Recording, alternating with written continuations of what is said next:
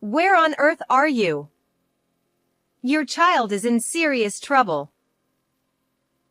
One scorching hot day, I screamed over the phone at my son on the other end of the line. His car, which I hadn't noticed until now, was parked in the driveway of my home. Inside the car, which had exceeded 104 degrees Fahrenheit, was my limp 2-year-old grandchild. In this emergency, what could my son and his wife possibly be doing? We're on a family trip right now. But my son answered casually and quickly hung up the phone. And after this, when the unbelievable truth became clear, I made a certain decision. Ever since my husband passed away, I, Jesse Johnson, had been living alone.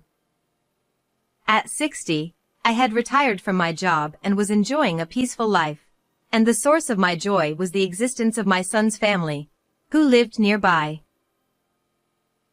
My 34-year-old son, Ian, had married Becky, who was a year younger than him, and they lived as a family of 4 with their 5-year-old daughter, Lily, and 2-year-old son, Christopher.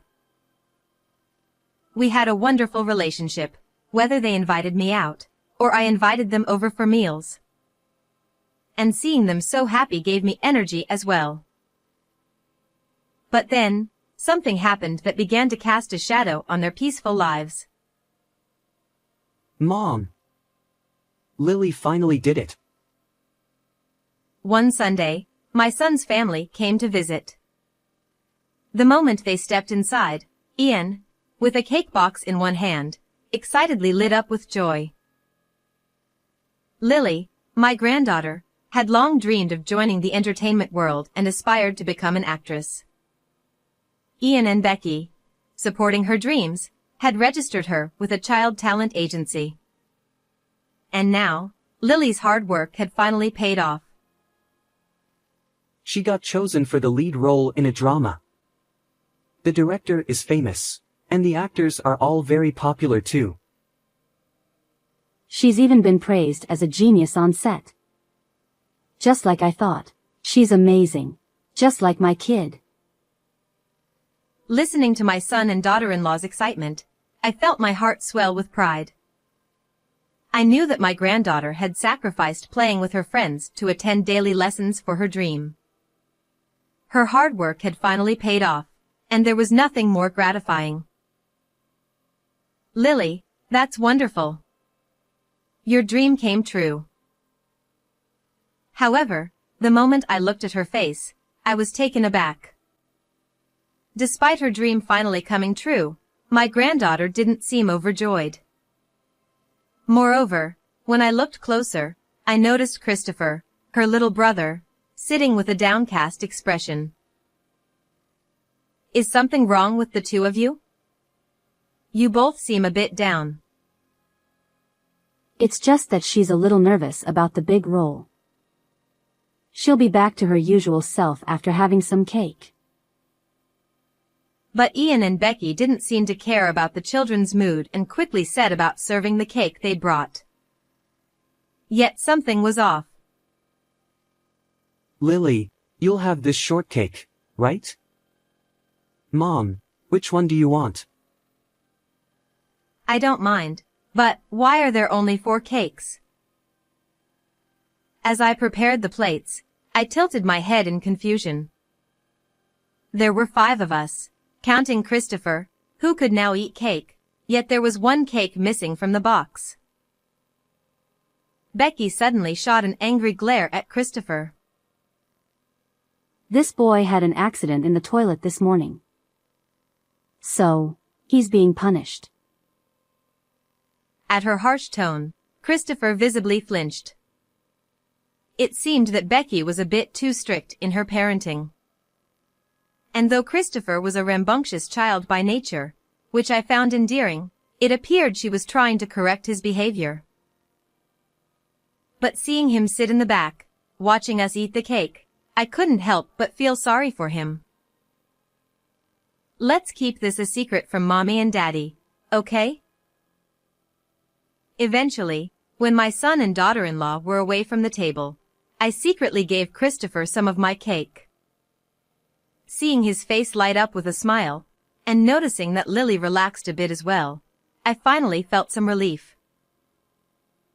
I'm sure it's just their way of parenting, and it's not my place to interfere. But something this small should be fine, right? At the time, that's what I thought. However, an event occurred later that changed everything. Lily's success in the drama turned her into a rising star. Naturally, it was something to celebrate, but as her career in entertainment became busier, the family visits to my home became less frequent. I started seeing Lily more often on a screen than in person. Though it made me feel a bit lonely, I told myself it was fine as long as my son's family was doing well. But then, one day, Ian called me unexpectedly. Lily's becoming famous, so we want to get her a kid's cell phone. Could you buy it for her as a gift? Apparently, since she was moving between locations so often, they wanted her to have a way to stay in touch with them and with me. I fully agreed with the idea, but one thing troubled me: Christopher. If that's the case, I'll buy something for both grandchildren. It wouldn't be fair otherwise. Oh, he doesn't need anything. He's just so spoiled and impossible to handle. At my suggestion, Ian sighed deeply. The difference in his attitude compared to when he talked about Lily left me furrowing my brow. That's a harsh thing to say. Christopher is a good kid too. While it was understandable that their lives had changed so drastically, it didn't mean they could neglect Christopher. He's just so much worse than Lily. And it's all your fault for spoiling him so much. At my comment, Ian's voice suddenly escalated. He continued venting about how Christopher didn't listen and how he was worried that he wouldn't turn out to be a decent person. Initially, I was shocked by my son's outburst, but seeing him so on edge filled me with concern. I had never heard him this worked up before. Maybe Ian just isn't used to the new situation yet. I decided it would be best not to press further and agreed to get Lily the phone, but only under the condition that we didn't tell Christopher. I planned to buy something for Christopher later, once Ian had calmed down. I also decided to keep a closer eye on them from then on. But soon after, an incident occurred that flipped my resolve upside down. A few weeks after buying the phone for Lily, on a particularly hot day, I stepped outside, planning to go to the supermarket. That's when I noticed another car parked in my driveway next to mine. It was my son and daughter-in-law's car. Huh? They didn't say they were coming to visit. The engine wasn't running, and no one seemed to be getting out. Curious, I peeked inside through the window. And the moment I did, my eyes widened in shock. Christopher! What are you doing here? There, in the passenger seat, was my grandson, slumped over and motionless. The temperature gauge inside read 104 degrees Fahrenheit, and it was clear that he was in serious danger. This is bad.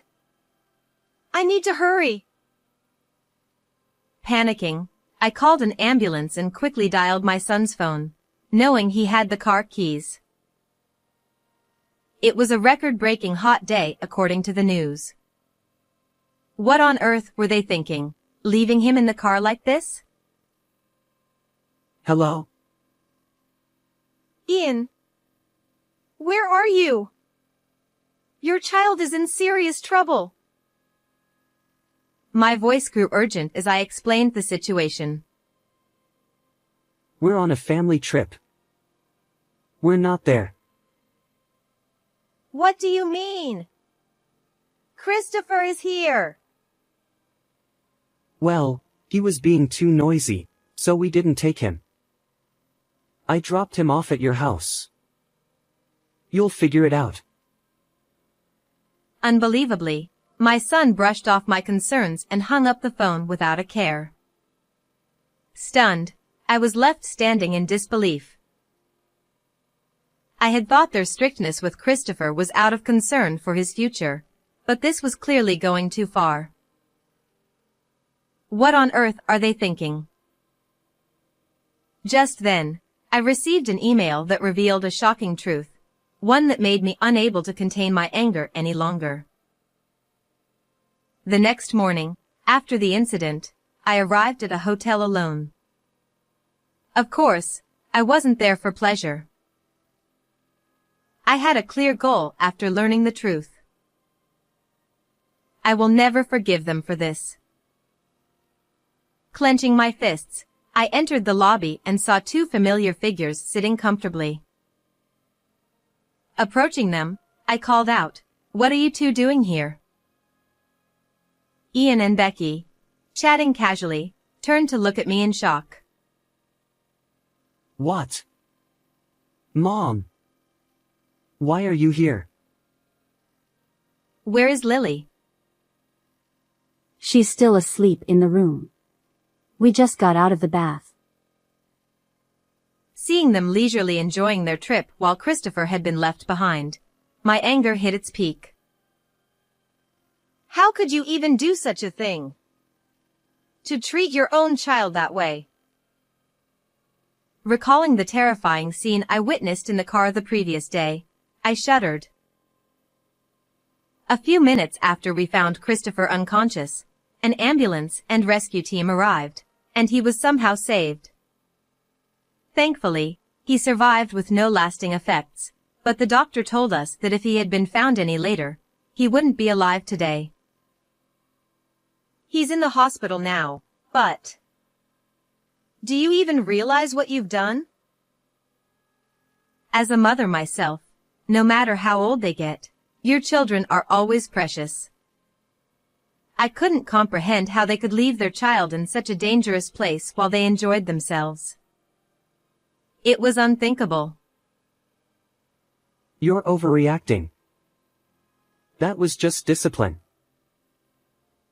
Exactly. If only Christopher could be more like Lily and make things easier for us. But he's just noisy. Yeah, who wants a kid throwing tantrums on vacation? We were nice enough to leave him in front of your house, weren't we? I let out a deep sigh as I watched the two of them show no sign of remorse. It seems that with Lily's growing fame, they've become even more arrogant than I expected. I couldn't leave my grandchildren in the care of these two any longer. Do you even know how I found out about this place? It was Lily who told me. They hadn't expected Lily to be involved, and my words left them wide-eyed in shock. It all started when I received a message from the kid's phone I'd given Lily, right when Christopher was being rescued. The message said, "Christopher's still in the car. Grandma, please help him." Even though their parents were treating her brother this way, Lily was the only one looking out for him. What? When did she? That's not all she told me. I know everything about what you've been doing. I stepped closer to my flustered son, showing him my conversation with Lily. After I informed her that Christopher was safe, she began pouring out everything that had happened. Lily told me that Ian and Becky constantly took out their frustrations on her brother. If he made even the slightest mistake, they'd withhold food or hit him. Everything she revealed was too cruel to pass as discipline. It was then that I resolved to bring my son and his wife to justice. But that wasn't the only shocking revelation. And it wasn't even Lily's choice to enter show business, was it? And what you've been saying to Christopher. To my horror, what I had always thought was her dream turned out to be something her parents had forced upon her. Over and over again, she had begged them to let her play with her friends at school. And as for Christopher, they had constantly told him things like, "We don't need you," or "One child is enough for us." Naturally, Lily had been forbidden by her parents to speak of this, but she finally couldn't take it anymore and found the courage to reach out to me for help. "How could you say such things to your own child? You're both unfit to be parents." Realizing the full extent of their horrific actions, I glared at them with all my might. But instead of showing remorse, they exchanged glances and gave the most unsettling smiles. You can say what you want, but it won't change the way we think, will it? That's right. Even though we dropped him off, it would have been easier for us if Christopher had just passed away. I stared at them in disbelief as they chuckled and carried on their vile conversation. I had already decided not to forgive them the moment Lily reached out to me, but hearing this confirmed that they needed to be properly punished. "I'm sorry to say this, but you'll never see your children again." What?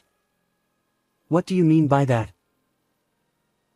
Still oblivious to the situation, they looked up at me with careless grins. "The police are on their way, and the story's going public. The world won't stay silent. I've already spoken to all the necessary authorities." At that moment, their faces tightened with fear. What they didn't know was that after realizing they were incapable of raising children, I had reported the entire situation to Child Protective Services, the police, Lily's agency, and even the media. With all these organizations in motion, the story was bound to make headlines soon.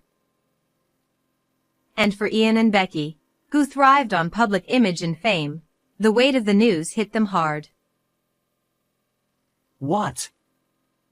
If that happens, how am I supposed to live? My job. They'll find out. That's right. This whole vacation was paid for with Lily's earnings. Don't take our children from us. The carefree attitude they had just moments ago vanished as they stood up in a panic. I watched them with a mix of pity and disgust. In the end, they had never cared about their children. They only wanted the money, status, and fame. People like them didn't deserve to be parents to my precious grandchildren. Accept your punishment. It's all your own doing. As I delivered these cold words, they finally understood the severity of the situation. Their bodies stiffened, and they slumped over in defeat. Eventually, the truth came out, and my son and his wife were arrested. With Lily's fame, the media swarmed over the story, and soon their faces were plastered all over the news as villains. Even if they get out of prison, they'll spend the rest of their lives with the public pointing fingers at them. As for me, I ended up taking in both grandchildren. Lily has happily retired from show business and now enjoys playing with her friends at school. Christopher, too, seems much more relaxed and peaceful now that he's in a safe environment. As I continue to cherish this time with them, I find renewed strength to carry on. How did you enjoy this story? Don't forget to subscribe to the channel, and I'll see you in the next video.